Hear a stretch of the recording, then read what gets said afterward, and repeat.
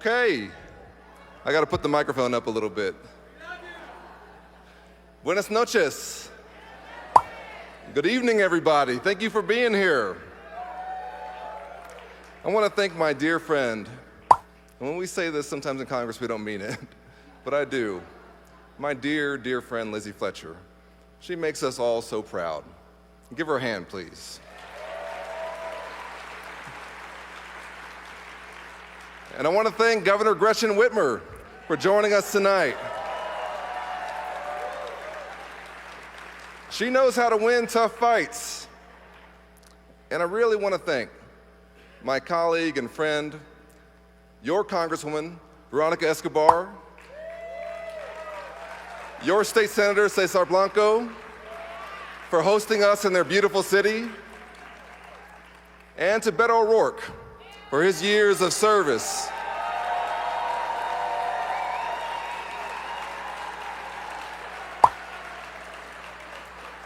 Now, we're good Democrats here, and we care about working folks, so I want to thank the staff here at the El Paso Convention Center for all of their hard work in making this weekend possible. It's with great honor and pride that on behalf of myself, my wife Allie, my two perfect, beautiful boys, Jordan and Cameron, my mom Judith, my Aunt Tess, and my Uncle Jim, and the generations of Texans that I'm descended from, that included slaves in East Texas, and a former governor, and James V. Allred, the 33rd governor of Texas. It's my honor to be your nominee for the United States Senate.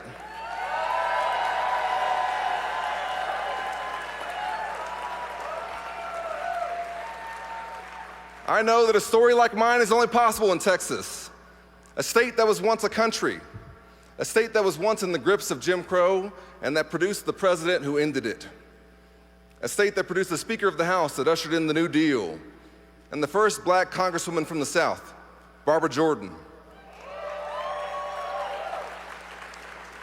A state that Americans of every race, creed, faith, background, and identity call home.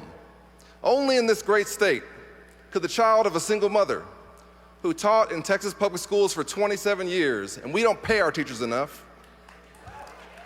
Only in this great state could someone who attended good public schools in Dallas, but who struggled at times growing up, but who always had a community to fall back on. Only in this state would I be where I am today. That's why I know that we're not who Ted Cruz says we are. Because if we were, and I really mean this, my story would not have been possible. It's because of the people of this state, the teachers and coaches who went above and beyond for me in Dallas, the opportunity that I was given at Baylor and Waco. It's because of the community that my mom and my aunt grew up in Brownsville, where my grandfather was a customs officer after serving the Navy in World War II. It's because of the folks who helped me make it in the NFL and go to law school and become a voting rights attorney. The folks, many of you in this room, who helped me beat a 22-year incumbent to get to Congress in 2018.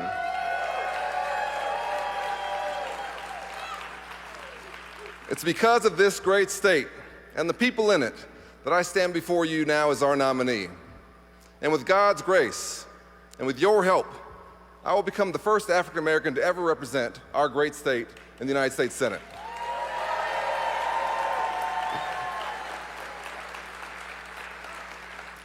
Now listen, we all know who Ted Cruz is. He's the guy that you hope you don't get steak next to at a barbecue. When I was in the NFL, we had a word for guys like Ted. We called them me guys. Me guys are always looking out for themselves first. On the football field, we learn to work together, put the team above self, to share credit. But when there's a me guy on the team, it makes everybody worse. They care more about their own media attention than helping the team win. Unfortunately, Washington, D.C. is full of me guys. But no one, and I know this from my 6 years now in Congress, no one is more self-serving, more disconnected from Texans' needs than Ted Cruz. Ted Cruz is the ultimate me guy. This is a guy who spends hundreds of hours podcasting because he thinks the sound of his own voice is more important than doing the work for Texas families. When we voted to bring high-tech manufacturing jobs back home, Ted said no. Now, billions of dollars are coming to our state to create thousands of Texas jobs, and there's Ted, trying to take credit. Textbook me guy behavior. We voted to lower the cost of prescription drugs for seniors and cap the cost of insulin at $35 a month. There was Ted, voting no. You think the $500,000 he's taken from Big Pharma had anything to do with that? It's hard enough to retire with dignity in this country. But if Ted Cruz gets his way, he'll raise the retirement age and cut Social Security and Medicare. It'll be a nightmare for our seniors who've paid into these programs all their lives. And when the lights went out in the energy capital of the world, only a me guy would think it's okay to fly down to the Ritz-Carlton in Cancun. That's not my Texas. In my Texas, we believe that we is more powerful than me. It's woven through all of our founding documents. Jefferson wrote, "We hold these truths to be self-evident." The Constitution begins, "We the people," in order to form a more perfect union. Lincoln reminded us that we are not enemies. After the ravages of the Civil War, that we are not enemies, but friends. Faith leaders and domestic workers and students braved fire hoses and dogs to tell the world, "We shall overcome." And more recently, millions have been inspired to say, "Yes, we can. Si se puede."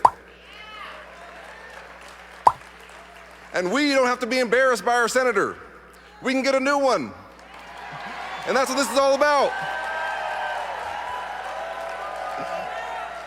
That's what this is all about. It's about the women in the panhandle standing up to billionaires who want to ban travel on local roads to access an abortion. And they're winning, by the way.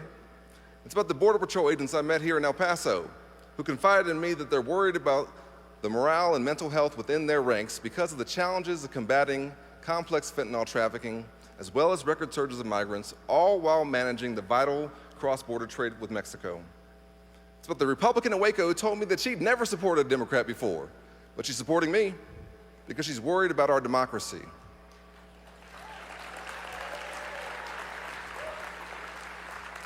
It's about the mom in Dallas, who I think about every single day, who despite battling terminal cancer, became an advocate for protecting other Texans' health care, while Ted Cruz was trying to take it away. It's about the grandmas I meet at church in Houston, who come up to me and they grab me by the hand. They tell me, "I'm praying for you. We need you." It's about the gun owners who I meet on the campaign trail who know about our proud heritage of gun ownership in this state, but also think that shouldn't prevent us from taking action to save lives and keep our kids safe.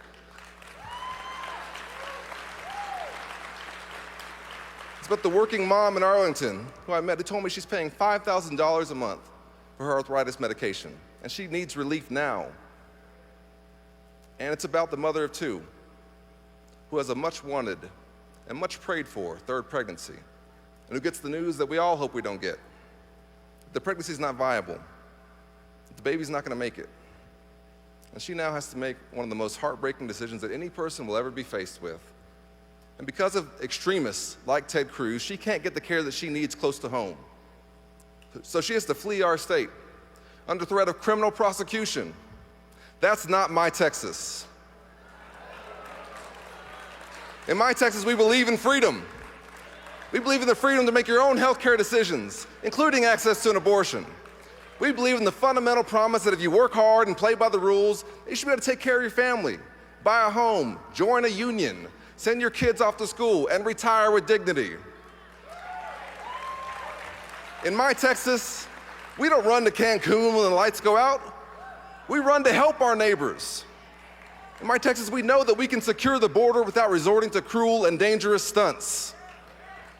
And in my Texas, we know that I am my brother's keeper. I am my sister's keeper. If there's a Texan who doesn't have health insurance because our leaders have refused to expand Medicaid, if there's a child who's sitting in one of our public schools that's underfunded, who can't reach her potential, if someone's working full-time, but minimum wage isn't enough for them to take care of their family, that hurts all of us as Texans. I've got two boys. They're 3 and 5. They're fifth-generation Texans, and I will never stop fighting for their future and for the Texas that I know we can be.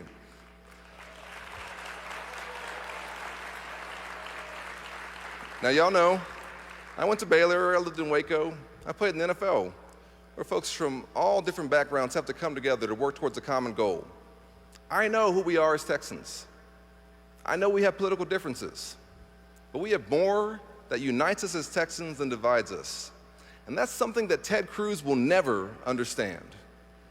I've been named the most bipartisan member of the entire Texas congressional delegation. I'm proud of that. I've worked hard at it.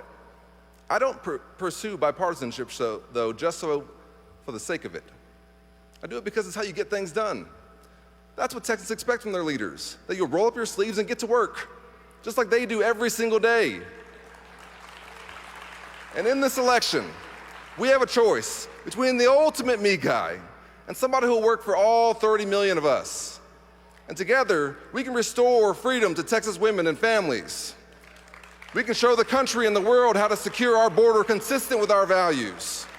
We can show everyone that y'all really does mean all. And if they want to come for our freedoms, then they can come and take it.